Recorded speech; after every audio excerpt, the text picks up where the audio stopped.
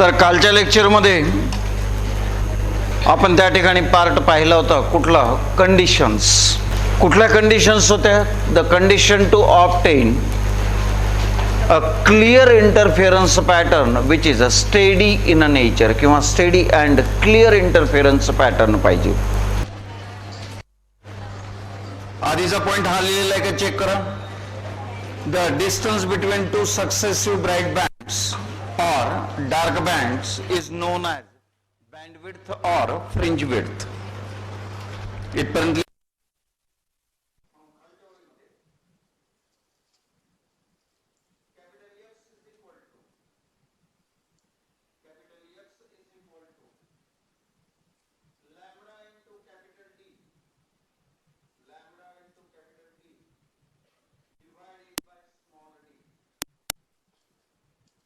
हा झाला बँडविड्थचा formula.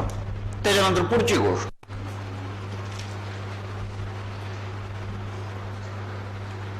In interference pattern, in interference pattern the bright and dark bands, the bright and dark bands कशा आहेत? are equally and alternately spaced.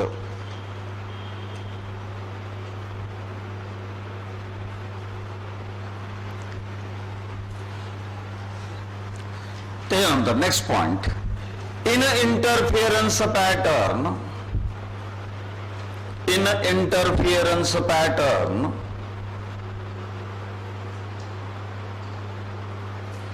energy is conserved, energy is conserved but redistributed,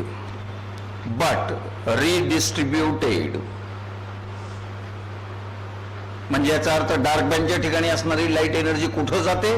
bright बँडच्या ठिकाणी जाते. त्याच्यानंतर next,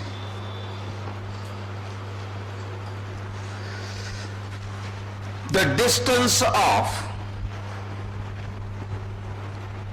nth bright band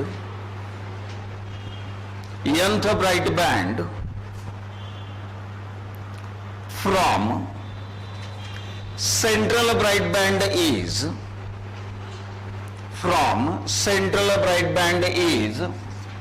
small x, suffix bracket मध्ये बी, म्हणजे याचा अर्थ काय आहे? हे अंतर आहे. कुणाचं? यंथ ब्राईट बँडचं आहे. कुठून आहे?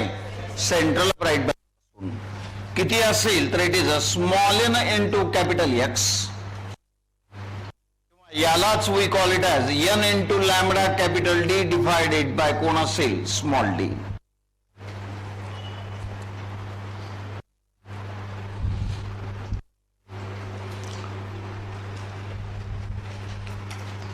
त्याच्यानंतर next point, the distance of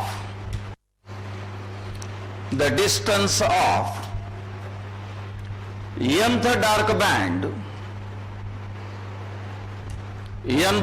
band from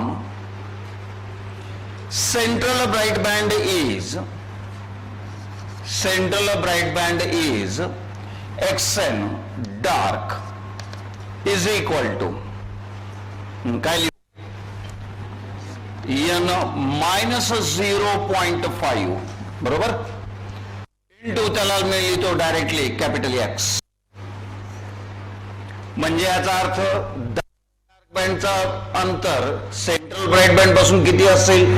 9.5x असेल. किंवा पाचव्या डार्क बँडचं अंतर किती असेल सेंटर पासून? 4.5x असेल. म्हणजे काय वजा करतो मी त्या नंबर मधून? फक्त 0.5 सबस्ट्रॅक्ट करतो. किंवा मला याला असंही लिहिता येईल n minus 0.5 lambda into capital D divided by small D.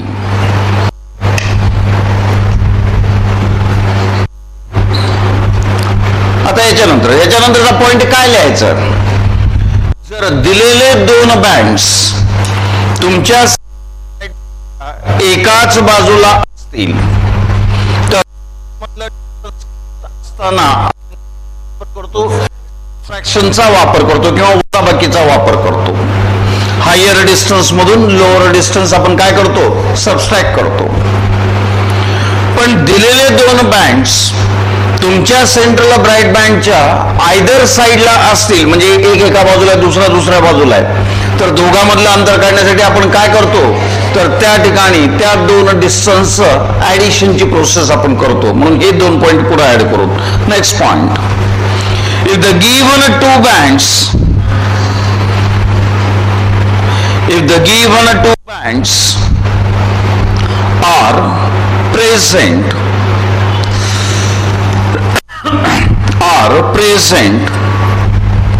on the same side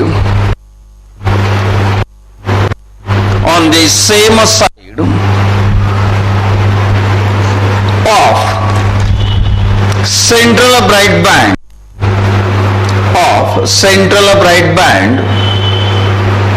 then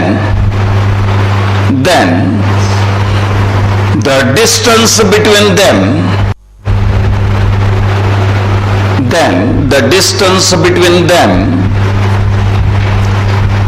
is calculated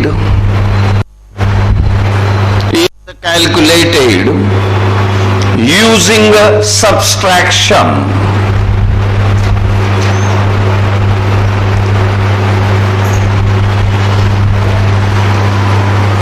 Next point, if the given two bands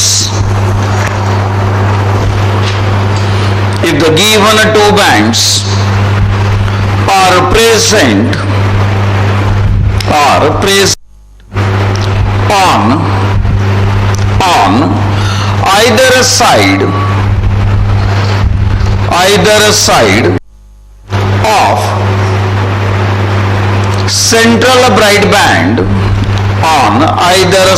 of central bright band, then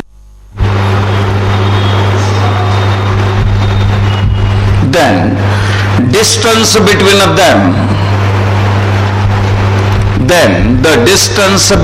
them is obtained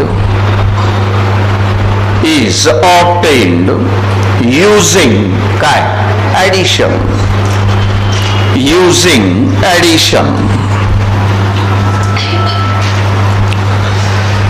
आता लक्ष द्या,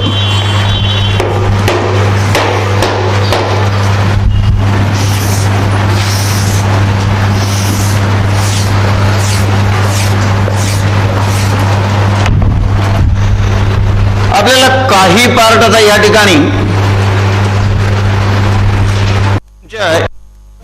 pattern analysis ओरिएंटेशनचा आहे, काही part तुमचा experimental ओरिएंटेशनचा आहे. आता analysis orientation या शब्दाचा अर्थ काय होतो, की त्या ठिकाणी एक्झॅक्टली तुमच्या ब्राईट बँड मध्ये तयार होणारी इंटेन्सिटी म्हणा किंवा डार्क बँड मध्ये तयार होणारी इंटेन्सिटी कशी असेल, काय असेल, त्याच्याशी निगडीत प्रश्न. आपल्याला एक गोष्ट माहिती आहे, ब्राईट बँड मध्ये इंटेन्सिटी इज मॅक्सिमम आणि डार्क बँड मध्ये इंटेन्सिटी इज मिनिमम.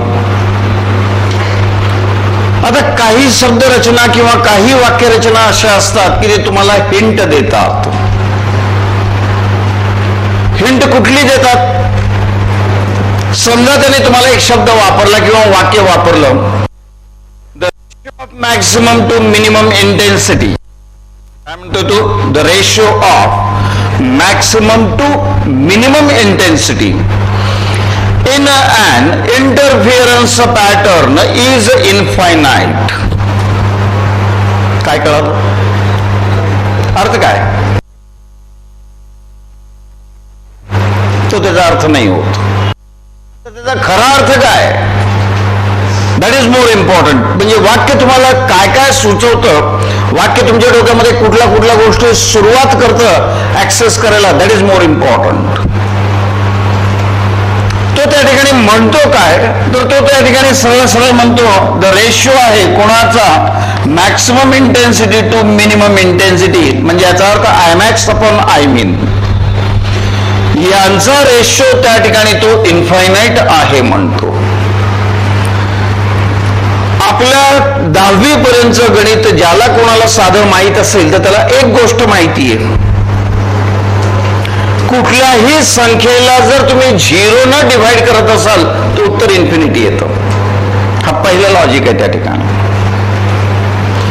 किंवा इन्फिनिटीला कशाने जर डिव्हाइड करत असाल तरी उत्तर इन्फिनिटी येतं. म्हणजे दोन अवस्थेमध्ये तुम्ही इन्फिनिटी आहात, आयदर डिवाइडिंग बाय 0 और डिवाइडिंग टू इन्फिनिटी. या ठिकाणी कोण आहे मॅक्सिमम इंटेन्सिटी म्हणजे कोण, याचा अर्थ दोन्ही वेव्ह इन फेज मध्ये येत असतील. इन फेज मध्ये आल्यामुळे रिझल्टंट अँप्लिट्यूड त्या ठिकाणी काय असेल तर रिझल्टंट अँप्लिट्यूड असेल A1 प्लस A2 याचा स्क्वेअर म्हणजे इंटेन्सिटी असेल. रिझल्टंट अँप्लिट्यूडचा स्क्वेअर म्हणजेच कोण रिझल्टंट इंटेन्सिटी.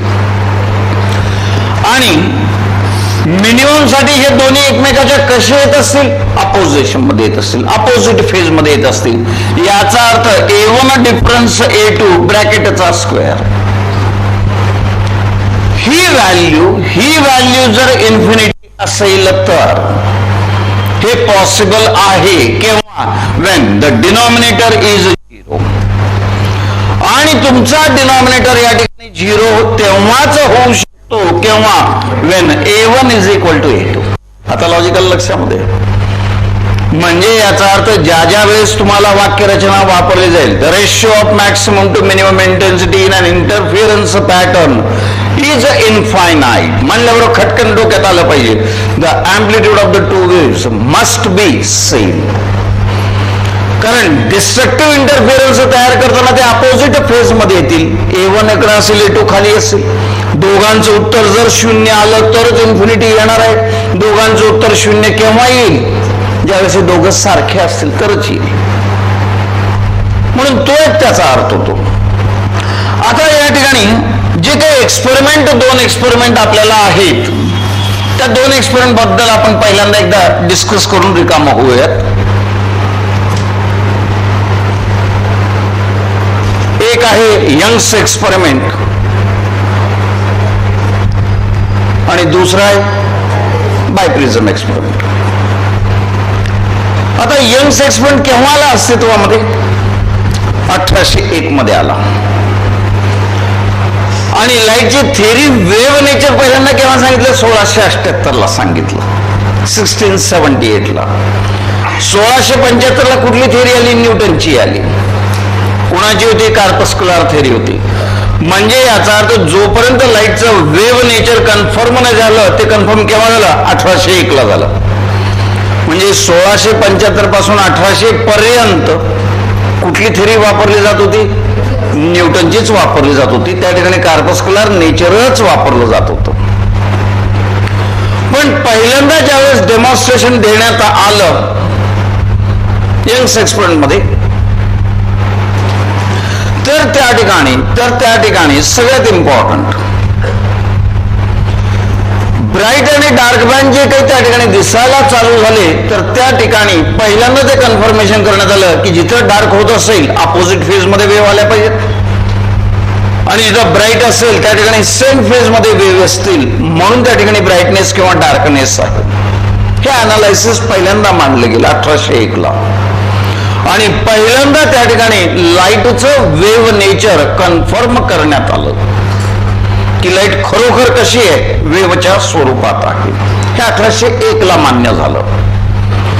आणि या बिचाऱ्या यंगनी जो काही एक्सपेरिमेंट त्या ठिकाणी दिला हा काही हायफाय एक्सपेरिमेंट नव्हता. It was very simple experiment. It was the cheapest experiment to show the properties of light as a wave nature. म्हणजे इतका स्वस्त एक्सपेरिमेंट त्यानं तयार केला आणि त्या स्वस्त एक्सपेरिमेंट मधून त्यांना दाखवलं की लाईटचं नेचर कोणाचं आहे तर वेव्ह नेचरचं आहे. काय केलं, त्यांना 2 खपटं घेतली आणि 2 खपटं त्यांनी एकमेकाला पॅरलल ठेवले. आता कार्डबोर्ड खपट त्याला काही पैसे लागत नाहीत. पहिल्या खपटावर त्या ठिकाणी त्यांनी पिन होल यस त्या ठिकाणी केलं आणि त्याला जे पॅरलल दुसरं ठेवलेलं होतं त्याच्यावर 2 पिन होल्स त्यांनी केले, S1 अँड S2. पण हे करत असताना त्यानं एक गोष्ट पथ्य पाळली, कुठली? The distance S1 and S2 is same. S पासून S1 चं अंतर किंवा S पासून S2 चं अंतर सेम आहे, किंवा या पर्टिक्युलर दुसऱ्या कार्डबोर्डवर टाकलेला तुमचा S पासूनचा जो परपेंडिक्युलर आहे त्याच्यापासून S1 S2 कसे आहेत? इक्विडिस्टंट आहेत. असे 2 घेतले तरी. आणि त्याच्यानंतर मग त्याला पॅरलल एक स्क्रीन त्या ठिकाणी ठेवली.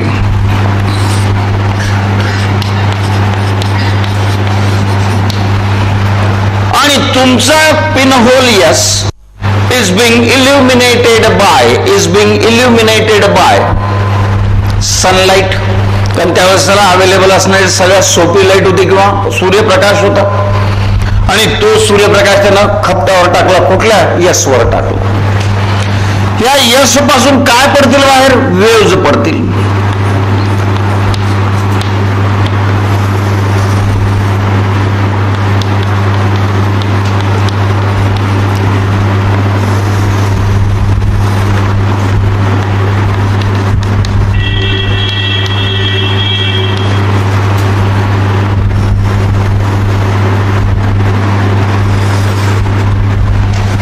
काय दिसून आलं की जर S1 ला त्या ठिकाणी जर क्रेस्ट जात असेल तर कंपल्सरी S2 ला देखील कोण असेल? क्रेस्ट. S मधून अल्टरनेट क्रेस्ट आणि ट्रफ बाहेर पडू लागलेले आहेत, आणि मग ते S1 आणि S2 मधूनही बाहेर पडायला चालू होतील. म्हणजे याचा अर्थ या ठिकाणी S1 मधून देखील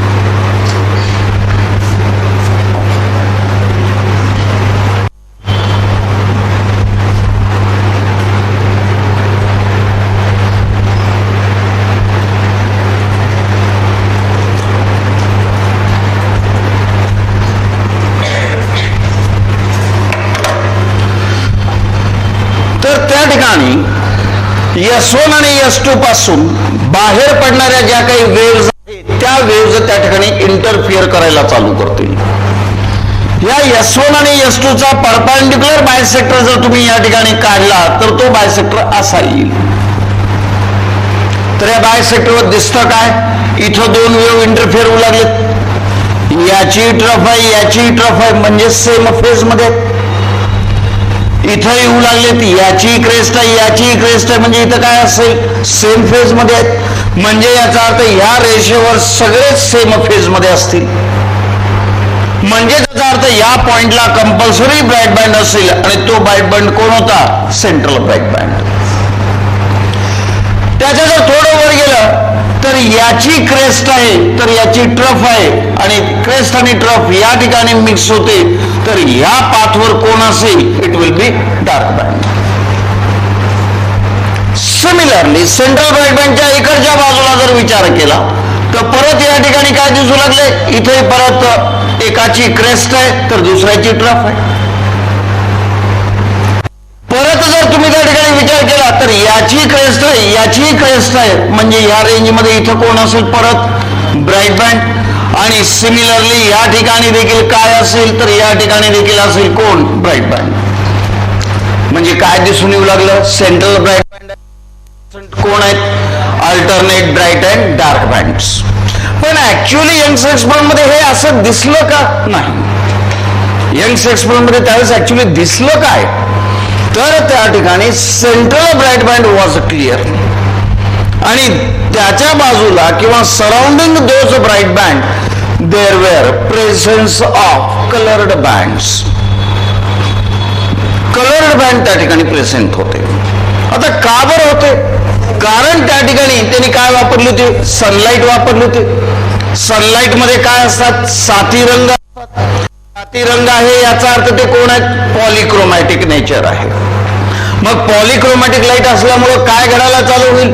प्रत्येक कलर आपला स्वतःचा इंटरफिअरन्स पॅटर्न कव्हर करतो आणि हे इंटरफिअरन्स पॅटर्न एकमेकावर काय होतात? ओव्हरलॅप व्हायला चालू होतात आणि म्हणून त्या ठिकाणी मिळणारा जो इंटरफिअरन्स पॅटर्न कसा असेल?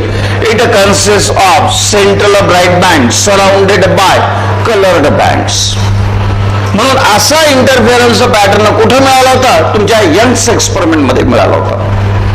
म्हणून ह्या यंग्स एक्सपेरिमेंट मध्ये त्या ठिकाणी 2 मॉडिफिकेशन्स करण्यात आले किंवा 2 मॉडिफिकेशन्स सजेस्ट करण्यात आले. आता हे 2 मॉडिफिकेशन्स होते का एक्झॅक्टली? तर पहिलं मॉडिफिकेशन होतं की तुमचा जो काही सनलाईट आहे इट वॉज बिंग रिप्लेस्ड. त्याला रिप्लेस करण्यात आलं. कशानं? एका मोनोक्रोमॅटिक सोर्स ऑफ लाईट. म्हणजे याचा अर्थ सिंगल कलर और सिंगल वेवलेंथ. त्याच्यानं तुम्ही रिप्लेस त्याला केलं. दुसरं काय मॉडिफिकेशन तुम्ही काय केलं? The second modification done was the pin holes. हे जे काही पिन होल्स होते या पिन होल्सला त्यांनी रिप्लेस केलं. कशाने केलं? ऍडजस्टेबल स्लिट्सने केलं. आता ऍडजस्टेबल स्लिट म्हणजे एक्झॅक्टली आहे काय? असतं काय? तर नॉर्मली आपण नाटकाला वगैरे जातो, नाटक वगैरे पाहतो किंवा पाहिलं असेल तुम्ही किंवा टीव्ही मध्ये नाटक वगैरे जर त्यात काही भाग दाखवला असेल. नाटकामध्ये जनरली काय असतं? असा पडदा असा उघडतो वर एकतर, किंवा पडदा असा असेल तर असा उघडतो, दोन्ही बाजूला निघून जातो किंवा वर निघून जातो. समजा हा जो पडदा बाजूला सरकतो याच्यातल्या हाफ पडद्याला जर फिक्सच केलं, त्या पडद्याला काय करायचं? Fix. It is a not movable. आणि उरलेला हाफ मात्र जवळ दूर चालू होऊ शकतो. जितकं जवळ आणताल तेवढं त्या ठिकाणी स्लिट कशी होईल? बारीक. अशा पद्धतीचं ज्या ठिकाणी ऍडजस्टमेंट असते त्यालाच ऍडजस्टेबल स्लिट असं म्हणतात. मग ऍडजस्टेबल स्लिट म्हणजे काय? One part is fixed, another part is moving. आणि त्याच्यामुळे तुमच्या स्लिटची विड्थ तुम्हाला पाहिजे तेवढी कमी करता येते किंवा त्या ठिकाणी काय करता येते? वाढवता येते. You can make the slit as narrow as possible. म्हणून हे 2 मॉडिफिकेशन सगळ्यात इम्पॉर्टंट कुठं आले? तर यंग्स एक्सपेरिमेंट मध्ये. पहिलं मॉडिफिकेशन काय होतं? Sunlight was replaced by monochromatic source of light. आणि दुसरं काय होतं? The pin holes are being replaced by adjustable slit. काही अडचण याच्यामध्ये? Write down. मेन हेडिंगला यंग्स एक्सपेरिमेंट.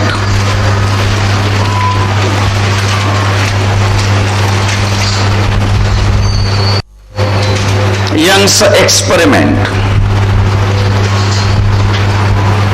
ब्रॅकेट मध्ये लिहा इयर 1801 1801. ब्रॅकेट मध्ये लिहा इयर 1801 1801. पहिला point. It is the first experiment.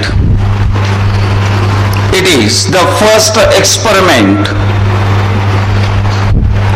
to demonstrate interference of light. To demonstrate interference of light.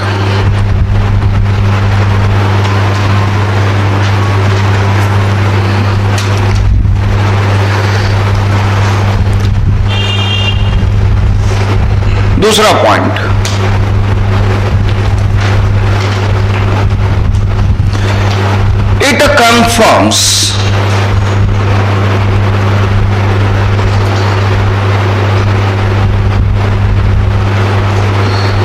It confirms the wave nature of light. confirms the wave nature of light. तीसरा point, it was the cheapest experiment.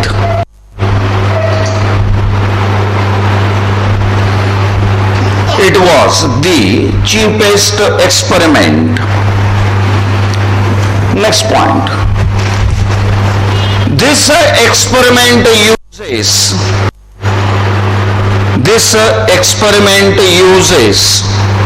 sunlight.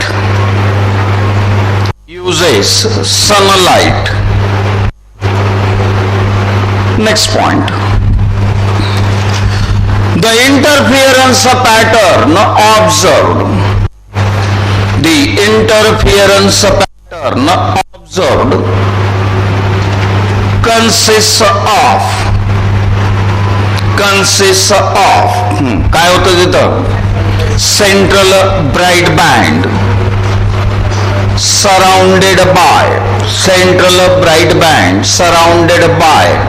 colored bands.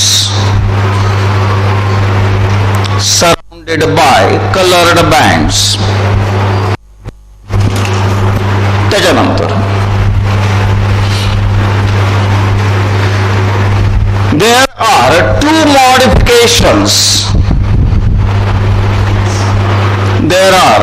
modifications done in this experiment.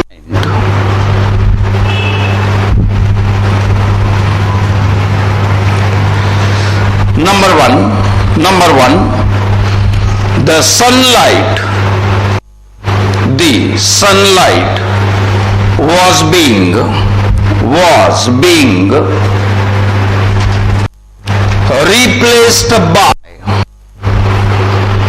was being replaced by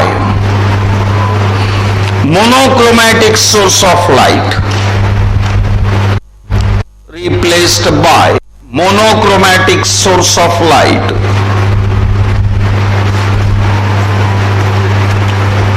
And number two, the pinholes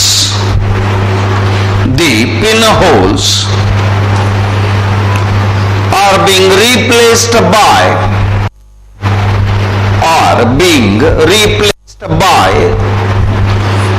adjustable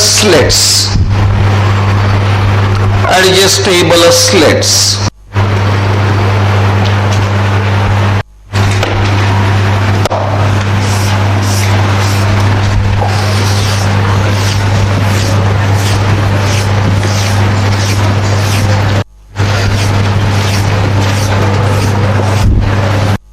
आता याच्यानंतरचा आहे दुसरा experiment आहे आणि मधला तो शेवटचा part आहे. It is a biprism experiment. आता बायप्रिझम एक्सपेरिमेंटची सुरुवात करण्यापूर्वी बायप्रिझम म्हणायचं कुणाला किंवा प्रिझम असतोच का एक्झॅक्टली, तिथून आपण सुरुवात करू. नॉर्मली प्रिझम म्हणल्याबरोबर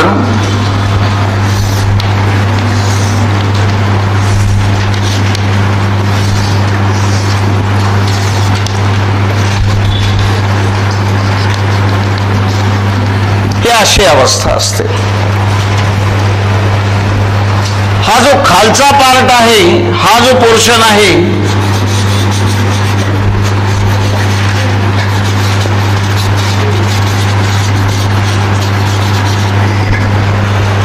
त्या बॉटमच्या पोर्शनला we call it as the base of the prism. आणि तो जो काही बेस आहे त्याच्या बेसवर दोन असे सरफेस असतील. आणि हे जे काही दोन सरफेसेस आहेत, एक इकडचा असेल तर एक इकडचा असेल, हे जे काही दोन सरफेसेस आहेत त्यांना त्या ठिकाणी रिफ्रॅक्टिंग सरफेसेस असं म्हणतात. प्रिझम मध्ये काय असेल? पहिल्यांदा बेस, नंतर काय असेल? बेसच्या वर दोन इन्क्लाइंड सरफेसेस असतील आणि हे दोन इन्क्लाइंड सरफेसेसचं नाव काय? They are refracting surfaces. हे जे काही सरफेसेस आहेत एकमेकाबरोबर काही ना काहीतरी अँगल तयार करतात. हा जो काही अँगल आहे या अँगलला रिफ्रॅक्टिंग अँगल ऑफ प्रिझम असं म्हणतात. प्रिझमचा त्याला आपण काय म्हणतो? रिफ्रॅक्टिंग अँगल असं म्हणतो. नॉर्मली जर समोरून पाहिलं तर तुम्हाला प्रिझम हा असा दिसेल.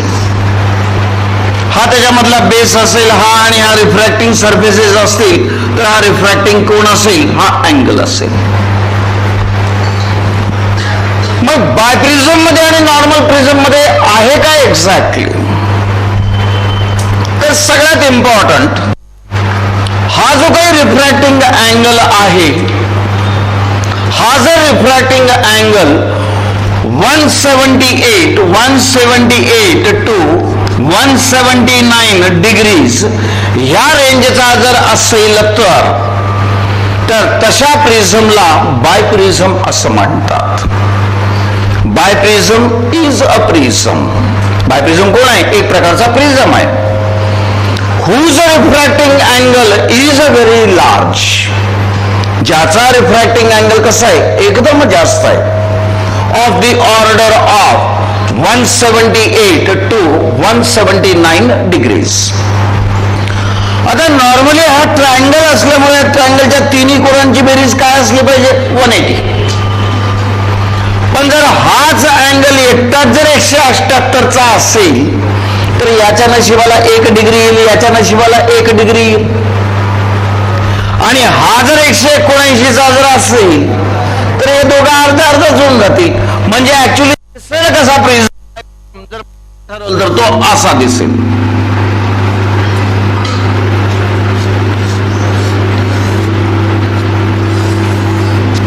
हा असा दिसेल. म्हणजे हातामध्ये जर तुम्ही जर त्या बायप्रिझमला जर घेतलात तर काही नाही, चपटी काच असल्यासारखीच वाटते. फक्त फरक काय? त्या चपट्या काचेवर वर कुठेतरी आपल्या बोटाला काहीतरी लागल्यासारखं वाटतं. वर असं बेंड झालेलं त्या ठिकाणी हे रिजन आहे. आणि ही जी एज आहे या एजला we call it at refracting edge असं आपण म्हणतो. ज्या ठिकाणी तुमचे दोन रिफ्रॅक्टिंग सरफेसेस जाऊन मिळतात ती जी एज असेल त्या एजला we call it as a refracting edge. तर ती रिफ्रॅक्टिंग एज आपल्या बोटाला सेन्सेशन देते. नॉर्मल जर बघितलं तर नॉर्मल पाहिल्यानंतर एक साधं चपटच वाटतं ते, पण ऍक्च्युली ते चपट नाहीये. कारण त्याचा रिफ्रॅक्टिंग अँगल आहे, हा refracting angle is very large, 178 डिग्रीच्या रेंजचा आहे. आणि उरलेले जे काही दोन अँगल आहेत हे बिचारे दोन अँगल कसे आहेत? It is of 1 degree. एवढे लहान आहेत. असा हा बायप्रिझम असतो. बरं, बायप्रिझम एक्सपेरिमेंट परफॉर्म का बरं करायचं? तिथून सुरुवात करतो. सिलेबस मध्ये आहे म्हणून का? आपल्याला काही नवीन शिकायचंय म्हणून? तर बायप्रिझम एक्सपेरिमेंट तुम्हाला परफॉर्म याच्यासाठी करायचं आहे की एखादा मोनोक्रोमॅटिक सोर्स ऑफ लाईट जर असेल, जर असेल तर त्या मोनोक्रोमॅटिक सोर्स ऑफ लाईटची वेव्हलेंथ कॅल्क्युलेट करण्यासाठी या बायप्रिझम एक्सपेरिमेंटचा काय होतो? वापर होतो.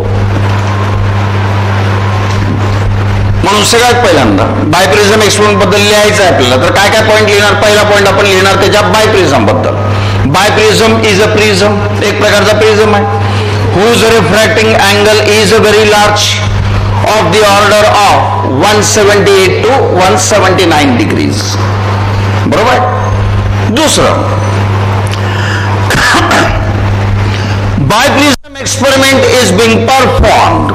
हा एक्सपेरिमेंट परफॉर्म केला जातो कशासाठी? Determine the unknown wavelength of a monochromatic source of light. म्हणजे तुम्हाला एक मोनोक्रोमॅटिक सोर्स ऑफ लाईट दिलेला आहे आणि त्याची वेव्हलेंथ तुम्ही कॅल्क्युलेट करायची आहे आणि त्याच्यासाठी तुम्ही बायप्रिझमचा एक्सपेरिमेंट परफॉर्म करता. आपल्याला एक माहिती, कुठली गोष्ट? बँड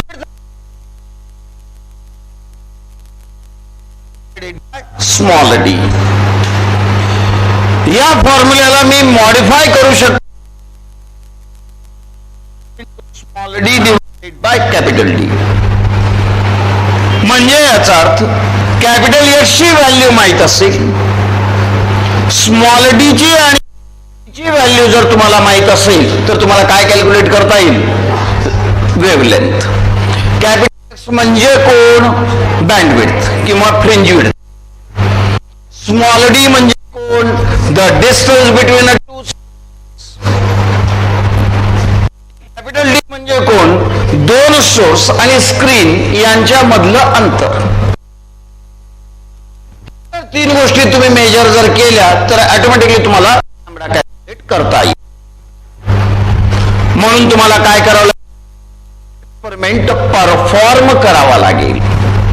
मग कुठे करता परफॉर्म, कुठे उचलला की कुठेही ठेवला करता नाही येत. Biprism experiment is being perform on a particular, एका पर्टिक्युलर बेंचवर, नोन ॲज ऑप्टिकल बेंच. ज्या बेंचचं नाव काय, ऑप्टिकल बेंच. हा ऑप्टिकल बेंच एक्झॅक्टली आहे काय, it is a table 3 to 4 metres आसपास त्याची लांबी असते, म्हणजे 12-15 फूट असेल तो लांबीला. On top of which 2 parallel rails are present. त्याच्या टॉपवर त्या ठिकाणी 2 पॅरलल रूळ टाकलेले आहेत, रेल्वेच्या रुळासारखे. आणि त्या पॅरलल रेल्सवर त्या ठिकाणी 4 व्हर्टिकल स्टँड ठेवलेले आहेत. त्यांनी काय केलेलं आहे, टेबल आहे. तो टेबल किती लांबीचा आहे, जवळपास 4-5 मीटर लांबीचा. ह्या टेबलाच्या टॉपवर कोण आहेत, 2 पॅरलल रेल्स आहेत. आणि या पॅरलल रेल्सवर तुम्ही काय केलेलं आहे, इन्स्टॉल केलेलं आहे. कुणाला इन्स्टॉल केलेलं आहे, 4 उभ्या स्टँडला केलेलं आहे. विच कॅन मूव्ह, हे स्टँड मूव्ह शकतात along the length of the rail. म्हणजे त्या रेल जे टाकलेले आहेत, रूळ जे टाकलेले आहेत, त्याच्यावर तुम्ही इकडे तिकडे त्यांना काय करू शकता, स्लाइड करू शकता. पुढं काय अजून, a centimetre scale marking is present on the bench. त्या बेंचवर समोरच्या बाजूला सेंटीमीटर स्केलची मार्किंग प्रेझेंट आहे सगळीकडे.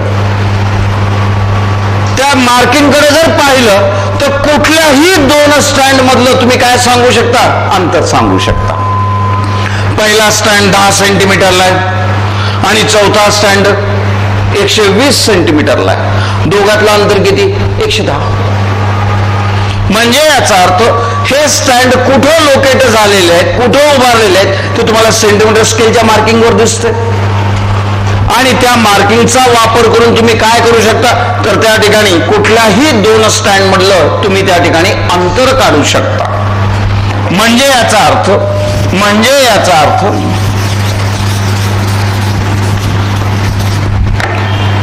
थोडीफार ही परिस्थिती असेल. हा टेबल असेल आणि या टेबलावर त्या ठिकाणी स्टँड असतील. पहिला स्टँड, हा दुसरा स्टँड, हा तिसरा स्टँड आणि हा चौथा स्टँड.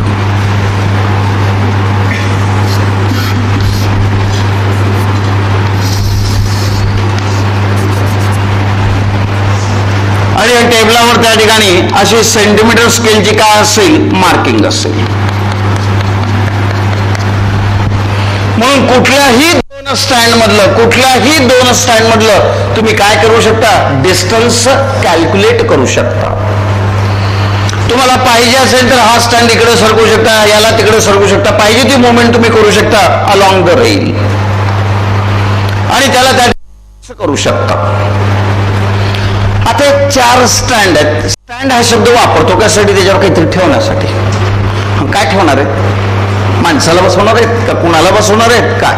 तर 4 स्टँड बद्दल आपण डिस्कस करू की हे 4 स्टँड कुणाचे आहेत, कशाचे आहेत आणि ते काय करणार आहेत, त्यांचं काम काय exactly. The first stand consists of adjustable slit holder. आता स्लिट आत्ताच सांगितले, अर्धा पडदा फिक्स असतो, अर्धा पडदा मुव्हिंग असतो. त्याला इकडे काहीतरी बटन असेल, ते गोल फिरवलं की त्याला जवळ जात असेल, परत त्याला लूज केले की इकडे येत असेल. म्हणजे जणू काही एका खोक्यासारखा असेल. मागची बाजू उघडी असेल, समोरच्या बाजूला पडदे बसवलेले असतील आणि ते पडदे असे मूव्ह करत असतील. हे त्याच्यावर असेल. कुठं? या पहिल्या स्टँडवर. म्हणजे पहिला stand consist of adjustable slit holder. म्हणजे त्या ठिकाणी स्लिट होल्डर आहे. तुमची जी काही मोनोक्रोमॅटिक सोर्स ऑफ लाईट आहे तुम्ही त्याच्या आतमध्ये नेऊन ठेवा आणि ऑन करा आणि त्या ठिकाणी स्लिटला पाहिजे तसं तुम्ही ऍडजस्ट करा. ह्या कामाचा पहिला स्टँड आहे. द सेकंड स्टँड, आता दुसरा स्टँड आहे, कन्सिस्ट ऑफ बायप्रिझम होल्डर. त्या ठिकाणी काय आहे तर बायप्रिझमचा होल्डर आहे. म्हणजे बायप्रिझम त्याच्यामध्ये अडकतो. आता बायप्रिझम हा घेतला मी हातामध्ये, जणू काही पट्टी सारखाच वाटतो आणि थोडस वर आल्यामुळे एका ठिकाणी आपल्या बोटाला जाणवतो. हा बसतो कसा? त्या होल्डरवर बसतो. असा होल्डर आहे तो. तर या होल्डरवर तो फिट होतो with a base. With a base. Base कोण आहे? ही बॉटमची बाजू. With a base of the biprism face from the slit. म्हणजे इकडं जर स्लिट असेल तर त्या ठिकाणी बायप्रिझम असा बसेल की इकडच्या बाजूला बेस असेल, तर इकडच्या बाजूला तुमचे दोन रिफ्रॅक्टिंग सरफेसेस येतील. आणि ह्या होल्डरची खासियत काय? या होल्डरमध्ये एक्झॅक्टली इम्पॉर्टंट काय आहे तर हा होल्डर गोल फिरू शकतो. हा होल्डर त्याच्यामध्ये बायप्रिझम बसवल्यानंतर त्याला असं गोल फिरवता येतं. गोल कसा फिरतो? अशा पद्धतीने फिरतोय. म्हणजे ऍक्सिस ऑफ रोटेशन कुठून चालली आहे? सेंटर मधून चालली आहे. म्हणजे याचा अर्थ this biprism holder can also be rotated about an horizontal axis passing through its centre. अशा ऍक्सिसच्या भोवती त्याला उलट इकडं तिकडं गोल फिरवता येतो. परत एकदा दोन स्टँड बद्दल परत बोलूत आपण. पहिला स्टँड काय आहे? ऍडजस्टेबल स्लिट होल्डर आहे, ज्याच्यामध्ये आपण काय करू शकतो? मोनोक्रोमॅटिक सोर्स ऑफ लाईट ठेवू शकतो आणि त्या स्लिटला आपण इल्युमिनेट करू शकतो. आणि बाय मेकिंग यूज तुमची slit as a narrow as a possible तुमची करता येते. कारण आपण ज्या कॅरेक्टरिस्टिक्स लिहिल्या कुठल्या?